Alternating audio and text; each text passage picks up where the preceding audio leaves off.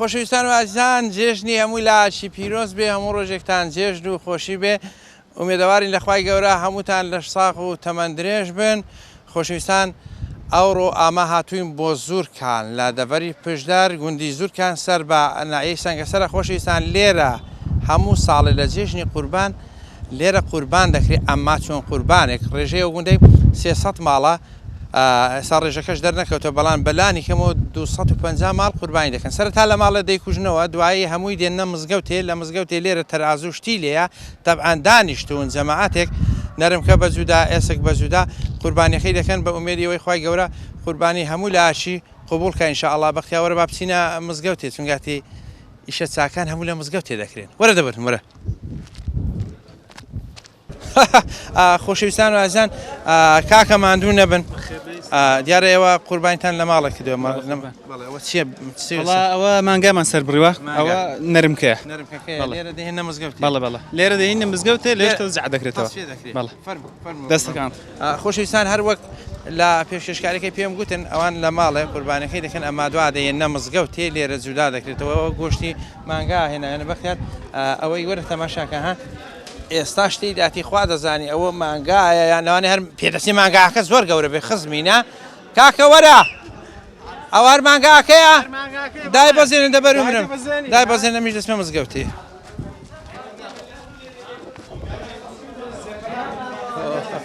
بەختیار فەرموو فەرموو فەرموو فەرموو فەرموو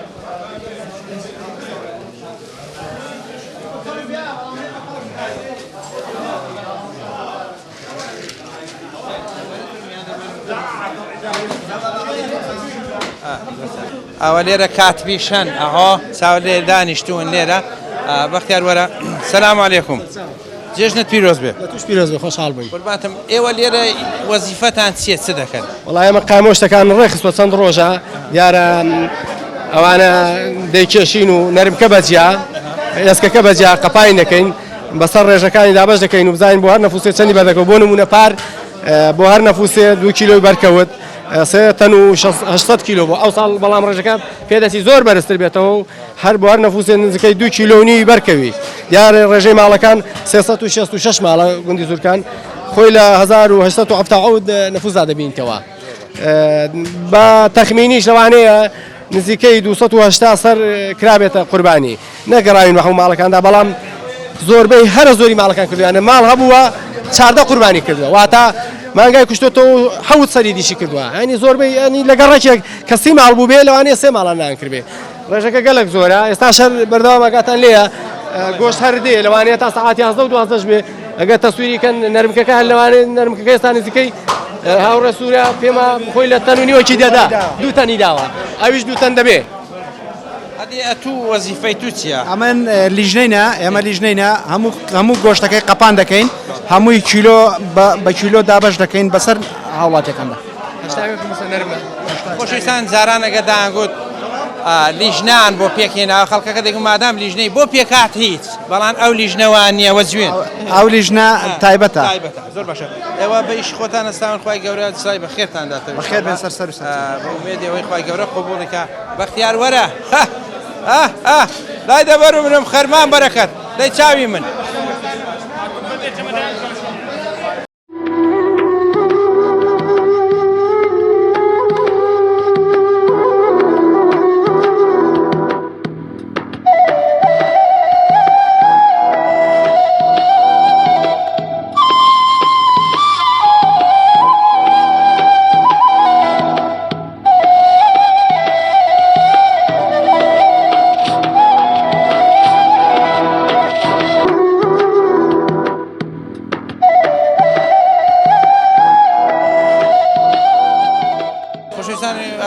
کاکوشار عەبدوڵڵا هەر ئەندامی ئەو لیژنەیە کە لێرە گۆشتەکەی دابەش دەکەن ماندوو نەبی زۆر بەخێرن ئوستاس پێم بڵێ ئەوەی کە جەنابەت لێرە دەگەڵ ئەو لیژنەی دای بە ماڵ تەوزیع دەکرێت بە گوێرەی نەفوسە ئێوە چۆن دەزانن ئەو ماڵە ئەوەندە نەفوسەیە خۆ فۆرمەکە و لەکن نییە نا بەڵام سەرەتا بە خێراتتان دەکەین ئێمە ئەو لیژنەی کە دەڵێن پێکمان هێناوە چەند ساڵێکە ئەوەی دەزانین کە گوندەکەمان چەند ماڵە هەر ماڵی چەند نەفوسە قایمەمان هەیە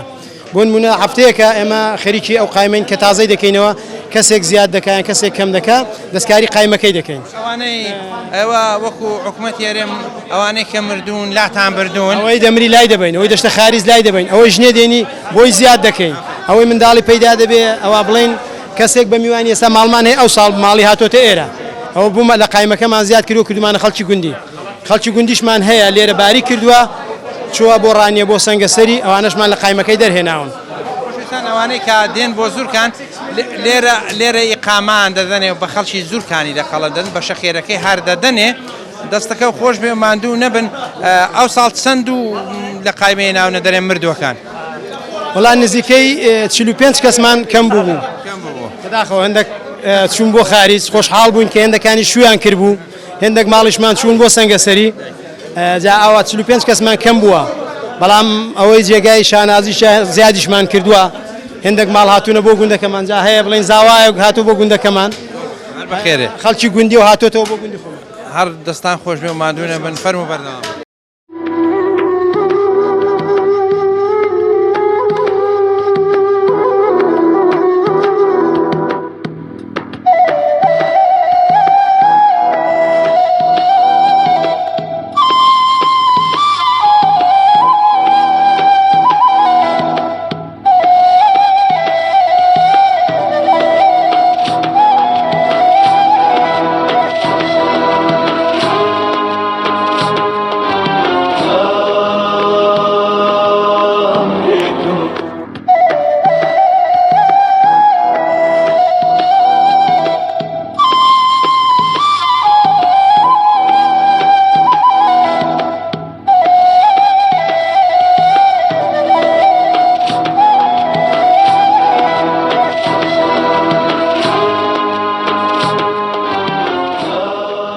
بەناوی خوای گەورە خۆشەویستان ئێمە لە زورکانین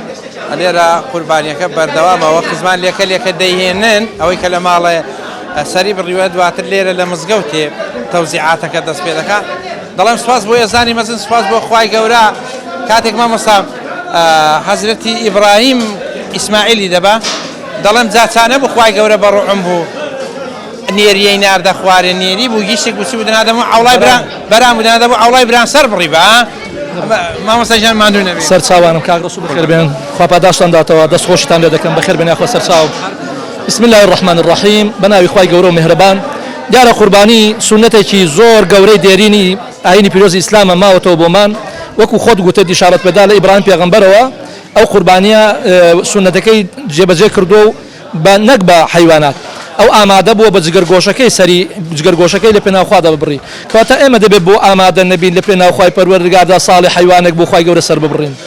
لەگەڵ ئەوەشدا کە خوا و پێغەمبەری خوا صلی الله علیه و سلم ئەوەندەیان قوربانی لەلا گەورەیە و ئەوەندە خوای گەورە ڕێزی قوربانی گرتووە پێغەمبەری ئیسلام صلی الله علیه و سلم دەفەرمێت دەزانن لە ڕۆژی قوربانیدا لەو جێژنێدا گەورەترین خێر ئەوەیە کە ئینسان قوربانی سەر بڕۆ خوێن بڕێژێ ئەو خوێنەیە پێش ئەوەی کەوا بگا بە عەرزی پێغەمبەر دەفەرمێت صلی الله علیه و سلم لای خوای گەورە جێگای خۆی دەکاتەوە پێش ئەوەی بگاتە عەرزی پێش ئەوەی قەترە خوێنەکە بگاتە سەر عەرزی لە لای خوای پەروەردگار جێگای خۆی دەکاتەوە ئەنجا پێغەمبەری خوا دەفەرمێت صلی الله علیه و سلم ئەو قوربانی کە خەڵک سەری دەبڕین مادام نێتی بۆ خوایە نێتەکە دەور دەبێنە کاک ڕەسوولەوە نێت زۆر مهمە ئەو نێتێکە لە بەرخاتی خوا بوو دەفەرمێت ئەگەر کەسێک بە نێتێکی پاکەوە حەیوانی بۆ خوا سەر بڕی نەک گۆشتەکە دەفەرمێت حتا مووەکەشی قۆچەکەشی حتا ئەو سمەڕەقانەی کە فڕی دەدەن حتا لە شوێنێکی دەڵێ حتا ئەو گشتپلانەی کە لە ناوسکیشی داماوە حتا ئەو خۆراکی کە بۆتە پاشەرۆ لە ناوزگی داما ئەویش هەر دێتەوە ساتای تەرازوی خێری ئەو کەسانی کە قوربانەکەیان کردووە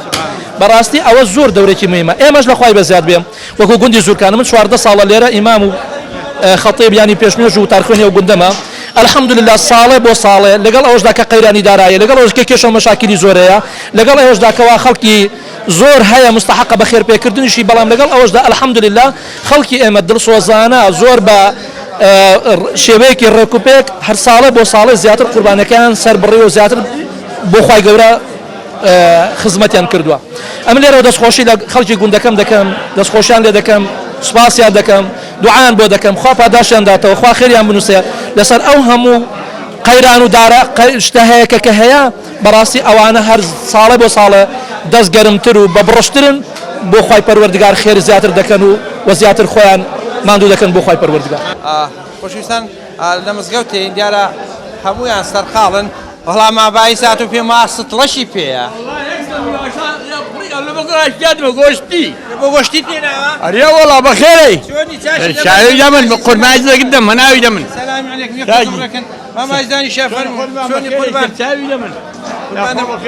خۆشەویستان ئاژدان سەلامەت بیشەڵا وەڵا باشن ئەو سڵی دەبێت پڕکە دەبارەت دەمرم پڕیکە جا چاچی دادێ بخوارد وەڵی بەچی دەخۆن وای بەلا بەگدرانە قاورمەی دەکاتی خاورمە ئەرێ وەڵا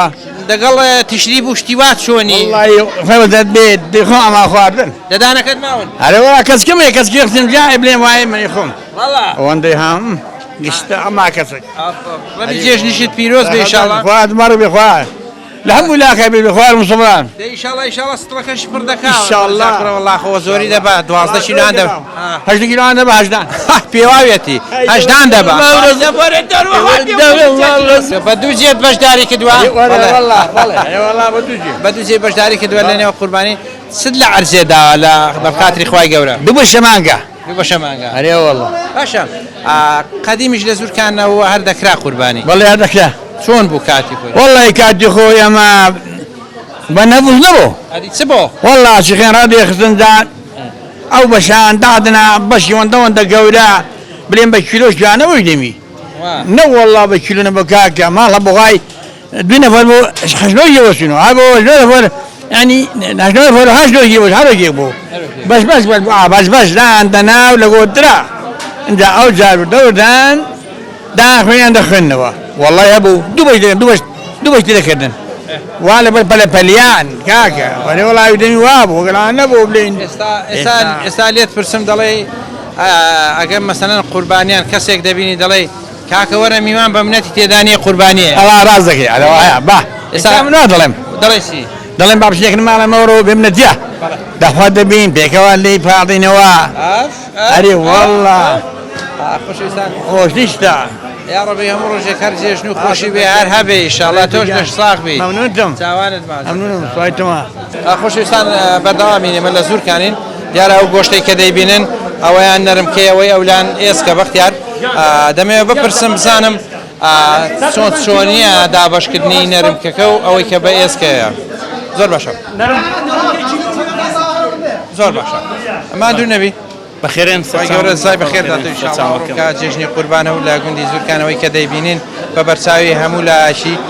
ئێسک بە جودا و نەرمکە بە جودا پێم بڵێ وسروبی دابەشکردنەکەی چۆنە یعنی هەر نەفوسەی چەندی ئێسک بەردەکەی و چەندی نەرمکە بەردەکەوێت کیلۆ و 800 ئارنەفوسەی یعنی کیلۆ 800 نەرمکە 2 کیلۆ ئێسک وەبەری دەکەوی هەموو نەفوسەکی بەڵێ چەند دەست بە دابەشکردنی ماڵەکان دەکەن گۆشتەکەی لە پاش نوێژەوە دەست پێ دەکەین لە دوای ناخواردنی نوێژ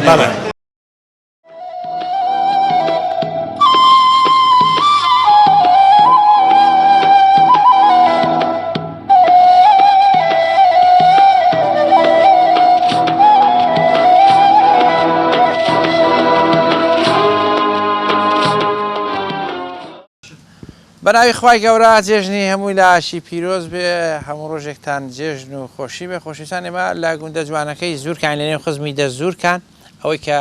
بینیتان قوربانی دەکرێت ئەمە جیاوازی قوربانیەکەی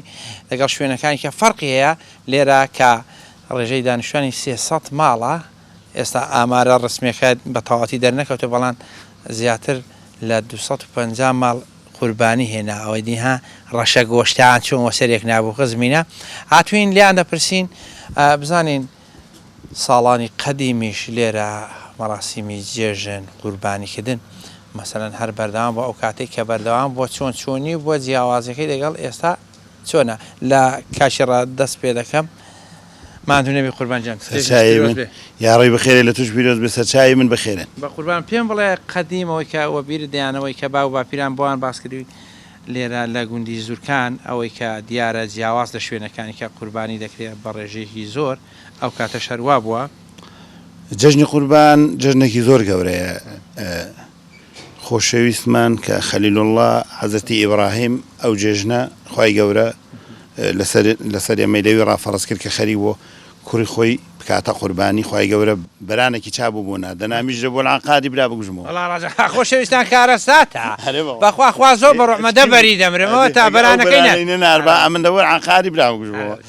بەڵام لەخوای بەزیاد بکەناری جا لەو دەمەوە کە هاتووە هەچی ئیسلامە دڵی پێخۆشە و دەیکا کە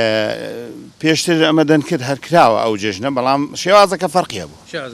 بلین قەدیم لە گوندی لەسەر چیخێکیان ڕادێکێشا بەشە خێریان دادەنان و هەر کەسە دادەهاتەیە بەڵام من حاماوەتی هاتووینێ ئێرە بلێن لێرە خەڵک خوێندەواروشت بترەوەوانە نەفوسەکان کۆ دەکەینەوە گۆشتەکەی نەرمکە و ئێسکەکان بە جودا کۆ دەکەینەوە و تەقسیمی سەر ماڵەکانی دەکەین بە ڕێک و پێکی دەوروبەریژەوە بزانین زۆر فەقیرە یانە سەیتەرەیە فڵانە بیمانە و دەیدەینێ شێوازەکەی بەو شێوە گەڕان و شتیش هەر جاران خۆشتر بۆ لەلحان جاران خەڵک سادە بۆ دەگەڕاوی هەی بادەیدا ئەگەر لەکە گوێزێکی شاوێدا باینێندا ئەو وانەکەنەوە لەحان دەرێن دەبێ شەربەتەکە نادر بێ و نازانم شکولاتەکە ڕووسی بێ و ئەوی چ بێ شتەکان زیاتر بۆ ماڵی بن زۆر باشە قوربانجان ئەوڕۆ کە پۆشتە و پەرداخی 1000 جار جێژنت پیرۆز بێ و لە ساغ و تەمەندرێژ بیشاڵە بەخێر بێن سەرچاوم ئەتۆ چتەوە بیردەیە کاتی خۆی وڵای جامیش هەر ئەوەمە بیردێ ئەو کاتی جێژنە جیاواز بۆ دەگەڵ ئەلهێستا چۆن مەسەر مەسەلەن دابشکردنی گۆشت جیاواز بوو ئێستا لەعان بە کیلۆ دابەشی دەکەنەوە وەختی بەشیان دادەنان و دەبوو هەر کەسە نێو خوێندنەوەش نەبوو ماڵە فڵان کەسی وەرن ئەوە تا بەشت تێیدا هاویت و دەیبرد ئێستا جودا ئێستا دەبێ ئەو گۆشتەی بێنی هەمووی قەپان دەکەی نەفوسەکان دادەنێی ئەجا ئەو چەل تەقسیمی ئەو نەفوسانەی دەکەی داخوا نەفوسی چەندی دەگاتێ جا بەو شێوەی دابەشی دەکەن دەستەکەت خوش بێ ئەرێ قوربان جاران مەسەلەن ئێستا کابرا ئەگەر دەڵێ بە تایبەت جێژنی قوربانێ مەسەلەن تووشی من بی دەڵێ وەرە با بچینەوە دەڵێم مڵە نامە دەڵێن کوڕە بابە منەتی تێدانێ نیە قوربانەیە ئەوەی کە تۆوە بیرت دێ بۆ خۆت قەدیم بەشداریت کردووە لە قوربان کردوتە ئەو کاتەی چ بوو زیاتر بەرام بوو گیسێک بوویان بە جوێرەی توانای خەڵکەکەی بوو والله هەجا هەر ئەوەوە کە العان حیوانی ڕەش بزن بڵین مەڕ مانگا ئەمە هەرە سێ جوورەن کردووە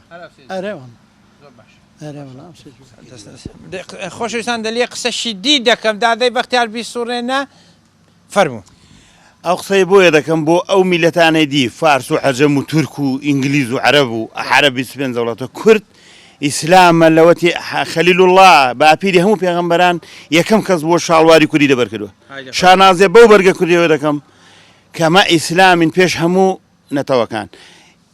کە ئێستا خۆ لەسەرمە هەڵدەکێشن بە ئیسلامە تێ دەوران داوین دیارە باسەکە لەوانەیە تۆزێکی ناخۆشە بەڵام هەر پەیوەندی بەو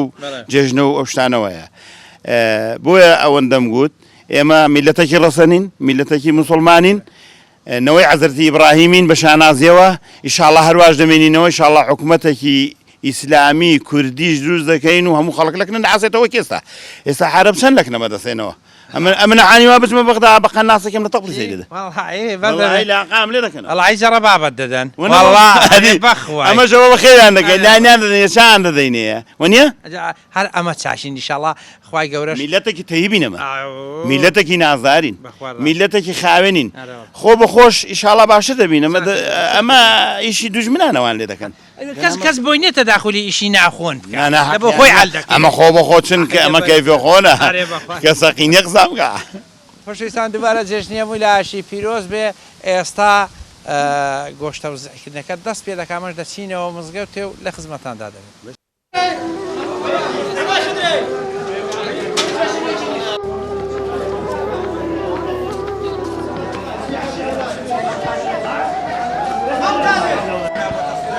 باش کاکە مەلای قادری فەرمانی مەلای قادری لە دووی کێ ئەوە عەجایبی ئەوە عەجایبی کاوسێنی عەسەنەی کاوسێنی عەسەنەی مەلا بایزن بەڕێک کێ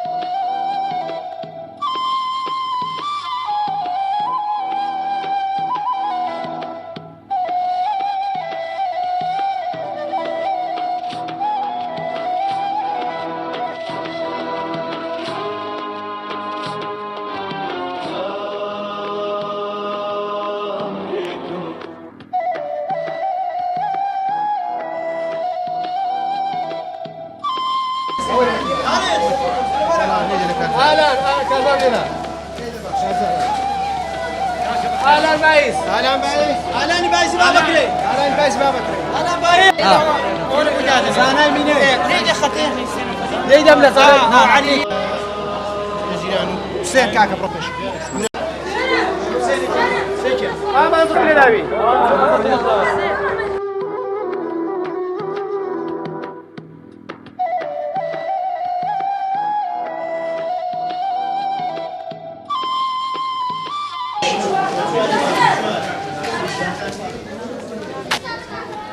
خۆشەویستان و ئازیزان دووبارە جێژنی هەموو لاچی پیرۆز بێ هەموو ڕۆژێکتان جێژن و خۆشی بێ ئەوەی کە بینیتان تا ئێستا بینەریەوە بەرنامە تایبەتێ بوون گوندی زورکانە لێرە هەموو ساڵێ بەو شێوە بەو ڕێژە زۆرە قوربانی دەکرێت خی گەورە لە هەموو لاچی قوبڵکە هەموو ڕۆژێکتان هەر جێژن و خۆشی بێ خواتان لەگەڵ